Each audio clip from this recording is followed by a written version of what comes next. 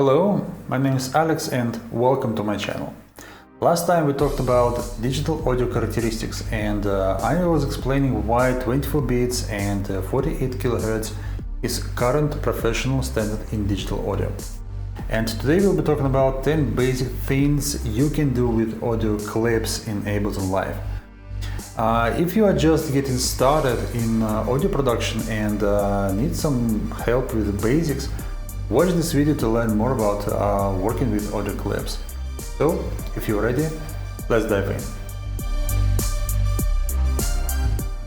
The first thing you can do with audio clips in Ableton Live is inputting. You can't work on the audio project without audio, and in many cases, audio will come as audio samples that you will need to import into your DAW. Luckily, adding audio samples into Ableton Live projects is extremely simple. You can do it just by dragging and dropping your files from your computer's file explorer or from Ableton Live's internal browser. And you can import files in any audio format, so it doesn't really matter whether you have MP3s, waves, OGGs or FLACs. It really is hard to find something that Ableton Live doesn't support. And you can put your audio files almost anywhere. For example, if you occasionally drop your audio file to an empty MIDI track, then MIDI track will be converted to an audio track on the fly.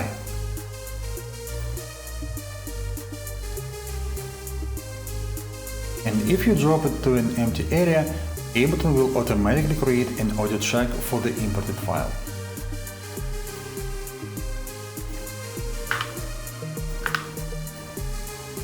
Because there is no conversion of audio files happening in Ableton Live during input, you can actually import several files in one go. And there are two options that you have during batch inputting: to import all the samples into the same audio track or to keep every sample in an individual track.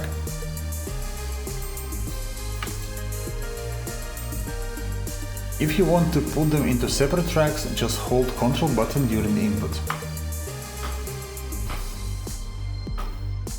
And in case you want to import everything into the same track, you'll see that Ableton Live will add gaps between the samples. To remove them, hold the Alt key and Ableton will glue everything together.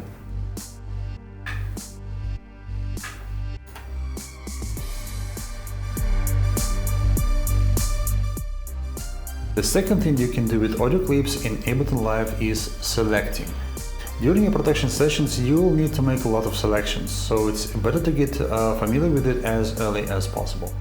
This will not only allow you to work more accurately, but will also boost your workflow speed. Every audio file that you import into Ableton Live's project becomes an audio clip. To select the whole clip, you need to click on its header. You'll see that the mouse pointer becomes a hand sign when you do it.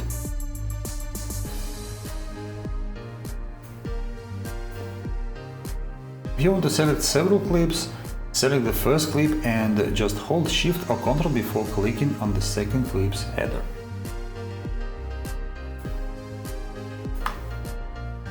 Notice that if there are gaps between the clips, Ableton Live will add them to the selection. You can also select audio clips from several tracks the same way.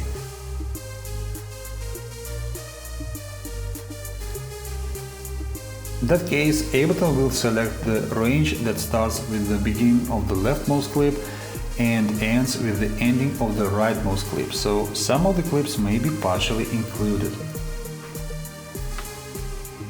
That's why don't forget to check selected range before making any editing. You can select just some part of the clip or even an empty area with no audio in it. To do it, click in the lower part of the clip or in an empty area, hold the mouse button and move the mouse left or right to make a selection.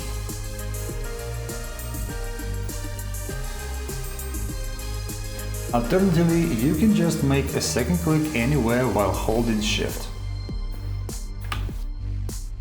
And just like with the audio clips, your selection may span across several clips located in several tracks.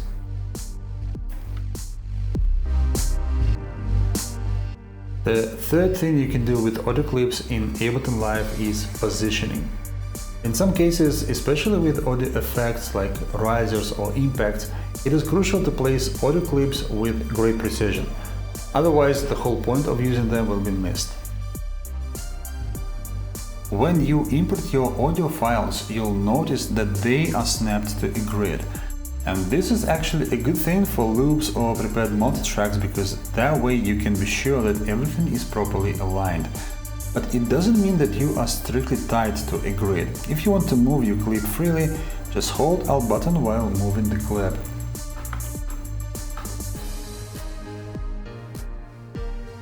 You'll notice that the grid will slightly fade away, making it possible to place your clip anywhere you need. The fourth thing you can do with audio clips in Ableton Live is warping. Some samples are tempo-based by nature, and to properly work with them, you need to synchronize their tempo with the tempo of the project. Without this synchronization, audio clips will not follow the project's tempo changes and will just always play in their own tempo. To deal with this problem, you need warping. And warping is a term related to time, and an audio clip can be either warped or time-synced or not warped. Fitting a loop with a tempo of 100 BPM into a project that has a tempo of 120 BPM is a good example of a situation where you need warping.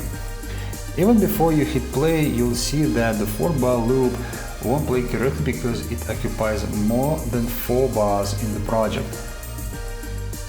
To warp the clip, you need to double-click on the audio clips header to open audio clips settings and then hit the warp button.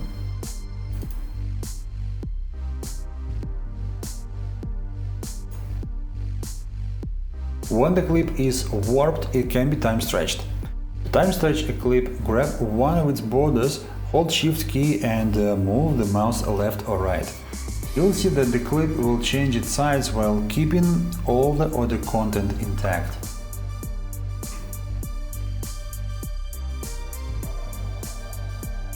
Warping can sometimes produce artifacts.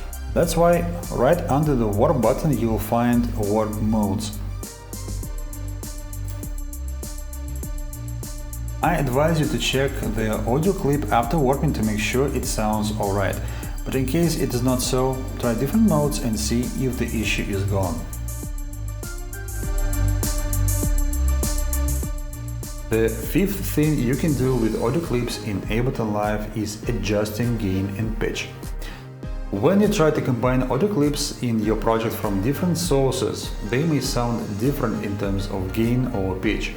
For example, some of the samples may be notably louder or quieter than others. And when it comes to pitch, you'll need to adjust it if you want to mix samples with sounds in different keys. To change gain and pitch settings, just use gain fader and pitch knob to the right of the audio clip's warp settings. Note that when you adjust the gain, the size of the waveform changes accordingly. Gain adjusts volume in decibels and the pitch knob adjusts the pitch in semitones. To reset either setting, just double-click on the fader or knob.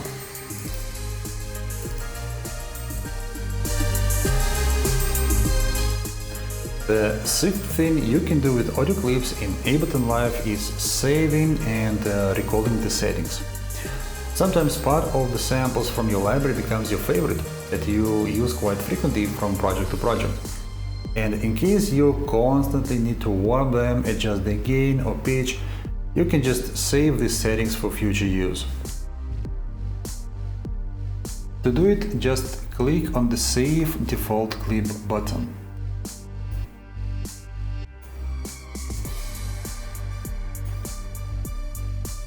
After that, current settings of the clip will be saved in ASD file next to your audio sample. And when you import this sample again, all the saved settings will be there right from the start.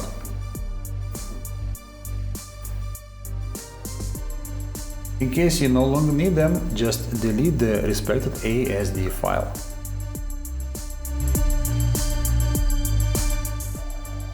The seventh thing you can do with audio clips in Ableton Live is reversing. Reversing is one of the techniques often used in production. Typically, you'd want to reverse the first played note or reverb tail to make an effective introduction to the melody. To reverse an audio clip, select it and just hit the R key or click on the reverse button on the pitch knob in settings.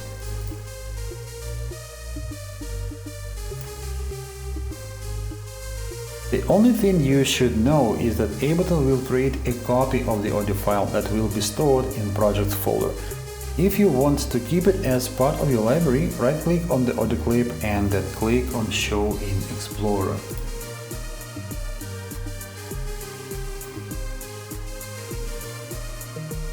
Then you'll be able to copy and paste it along with your other audio samples.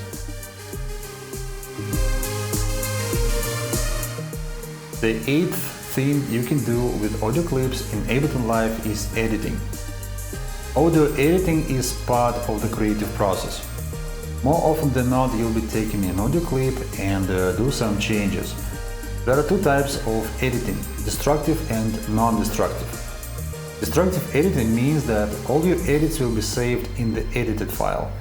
Non-destructive editing means that all your edits will be saved in the project only. Ableton Live doesn't have tools for destructive editing. That's why there is an option of adding an external editor for this purpose. But this also means that whatever you do with your audio clips, you can always go back to the unedited versions because they remain intact. There are several things you can do in Ableton Live with audio clips when it comes to editing. For example, you can define where an audio clip starts and where it ends. To adjust the length of the clip, just grab one of its borders and move the mouse left or right.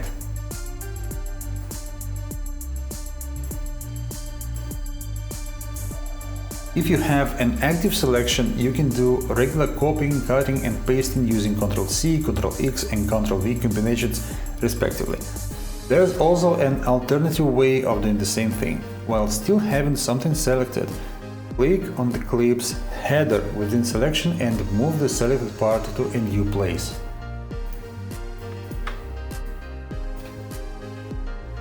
This is the same thing as cutting and pasting. If you hold Ctrl key in the process, selection will be copied to a new place.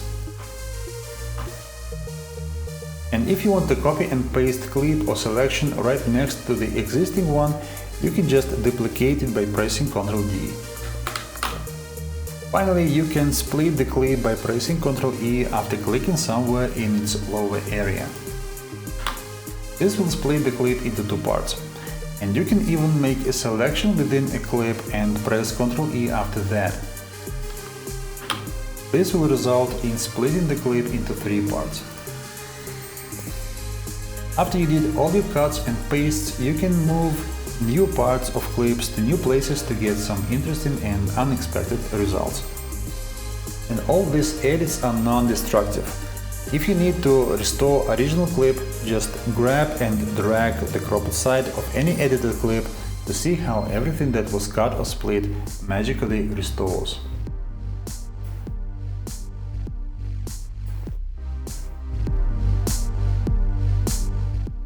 The ninth thing you can do with audio clips in Ableton Live is applying fades. Sometimes when you found an interesting part of some audio clip and want to use it in production, you realize you cannot do that because after cutting or resizing, it clicks on either side of it. This happens when the waveform starts or ends somewhere far away from zero. To deal with this issue, you need fades. And there are three types of fades: fade in, fade out, and the crossfade. Fades are needed to gradually increase or decrease volume of an audio clip, or to make a smooth transition between the clips.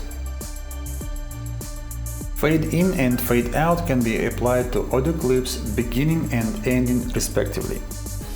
To apply a fade, look for small squares in the header area on the sides of the clip. Move the square right for a fade in and left for a fade out. You can also adjust the slope of the fade by moving fade curve handles, small squares in the middle of the slope.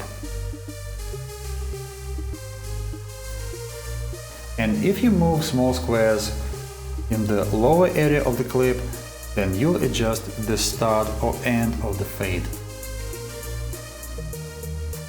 To apply a crossfade, you need to have two audio clips overlapping each other in the same track. Just for the practicing, you can duplicate any existing clip and move its copy coupled with bars to the left. And now try to apply the fade out in the original clip, this time moving the upper square not to the left, but to the right into the copied clip. You'll see the crossfade appear.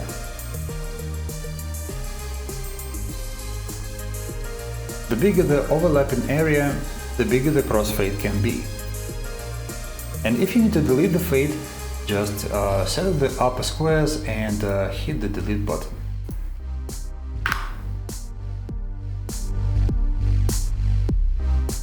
The 10th thing you can do with audio clips in Ableton Live is activating and deactivating. Sometimes after making lots of cuts and pastes, after many tries of combining clips with each other, you want to disable some of them to get a better understanding of the idea. So basically you don't want to remove them completely, just to mute them for a while. Luckily, you don't have to delete them or take the gain down for every such clip. Ableton Live has a better and more convenient solution. You can select the whole audio clip that you want to disable or just some part of it and press 0 button. You'll see that the clip's content will be replaced by the clip deactivated label. To activate the clip back, just select the inactive area and press 0 button again. Note that if you mute just a part of the clip, it will also be split by the deactivated area. And that's it for today. Thank you so much for watching. If you think I helped you better understand or even learn some of Ableton's mechanics, then now it's your turn to help me by liking, sharing, subscribing, all that stuff you know better than me. And next time we'll be talking about sample types, and I hope to see you all there. Until then, as usual, take care, bye bye, see you!